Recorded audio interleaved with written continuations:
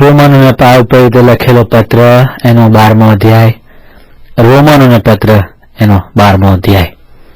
તેથી ભાઈઓ, હું તમને વિનંતી કરીને કહું છું કે દેવની દયાની ખાતર તમે તમારા શરીરનું જીવતું પવિત્ર દેવને પસંદ પડે એવું અર્પણ કરો. એ તમારી બુદ્ધિપૂર્વક સેવા છે. આ જગતનું રૂપ તમે ન ધરો, પણ તમારા મનથી નવીનતાને યોગ્ય તમે પૂર્ણ રીતે રૂપાંતર પામો, જેથી દેવની સારી તથા માન્ય તથા સંપૂર્ણ ઈચ્છા શી છે એ તમે પારખી શકો. વળી મને આપેલા કૃપાદાનને આશરે હું તમારામાંના દરેક જણને કહું છું કે પોતાને જેવો ગણવો જોઈએ તે કરતા વિશેષ ન ગણવો, પણ દેવે જેટલે દરજ્જે દરેકને વિશ્વાસનો માપ વહેંચી આપ્યું છે તેના પ્રમાણમાં નમ્રતાથી દરેકે પોતાને યોગ્ય ગણવો. કેમ કે જેમ આપણા શરીરના ઘણા અવયવો છે અને સઘળા અવયવોને એક જ કામ કરવાનું નથી, તેમ આપણે ઘણા હોવા છતાં ખ્રિસ્તમાં એક શરીર છીએ અને અરસપરસ એકબીજાના અવયવો છીએ. આપણને જે કૃપાદાન આપવામાં આવ્યું છે તે પ્રમાણે આપણને જુદા જુદા વરદાન મળ્યા છે. તેથી જો પ્રબોધ કરવાનું દાન મળ્યું હોય તો પોતાના વિશ્વાસના પ્રમાણમાં તેના પ્રબોધ કરવો, અથવા જો સેવાનું તો સેવામાં તત્પર રહેવું.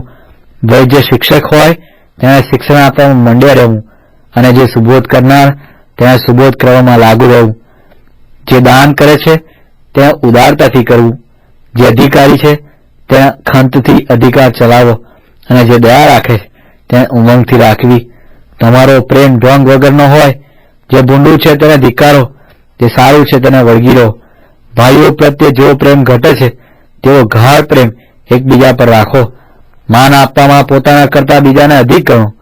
ઉદ્યોગમાં આળસુ ન થાઓ, આત્મામાં ઉલ્લાસી થાઓ. પ્રભુની સેવા કરો, આશામાં આનંદ કરો, સંકટમાં ધીરજ રાખો, પ્રાર્થનામાં લાગુ રહો, સંતોની જરૂરિયાતો પૂરી પાડો, પરમાગત કરવામાં તત્પર રહો. તમારા સતાવનારાઓને આશીર્વાદ આપો, આશીર્વાદ જ આપો, અને શાપ આપતા નહીં. આનંદ કરનારાઓની સાથે આનંદ કરો, રડનારાઓની સાથે રડો. અરસપરસ એક દિલ ના થાઓ. તમારું મન મોટી મોટી બાબતો પર ન લગાડો, પણ નમ્ર ભાવે દીનોની કાળજી રાખો. તમે પોતાને બુદ્ધિમાન ન સમજો, ભૂંડાઈને બદલે ભૂંડું ન કરો.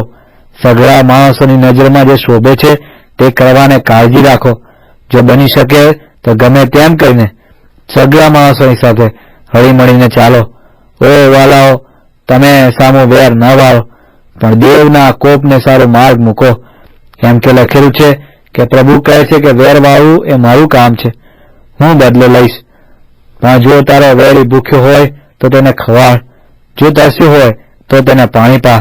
કેમ કે એવું કરવાથી તું તેના માથા ઉપર ધગધગતા અંગારાના ઢગલા કરીશ. ભૂંડાથી તું હારી ન જા, પણ સારાથી ભૂંડાનો પરાજય કર.